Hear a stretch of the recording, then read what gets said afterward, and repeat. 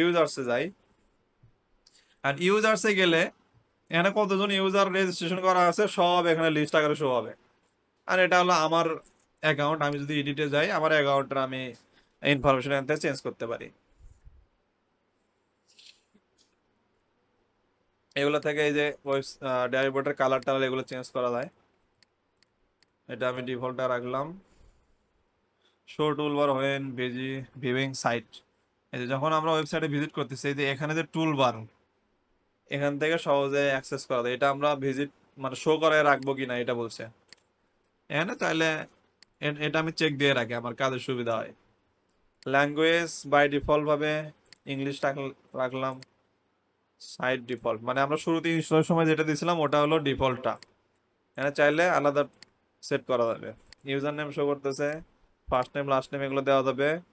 Email, এদের এখানে profile picture এখান থেকে চেঞ্জ করা যায়, কিন্তু এখানে চেঞ্জ করতে গেলে এখানে ক্লিক করলে এই গ্রাবাডার এই ওয়েবসাইটে লগ ইন রেজিস্ট্রেশন করে এখান থেকে আমার প্রোফাইল পিকচার আর কি আপলোড করতে হবে, তাইলে এটা ওয়ার্ডপ্রেসের ড্যাশবোর্ডে শো হবে। এটা দেখালাম, এটা ইজি জিনিস, জাস্ট খালি লগ ইন করে মাই অ্যাকাউন্টে যা প্রোফাইল পিকচার আপলোড করা। ব্যাগে গেলাম।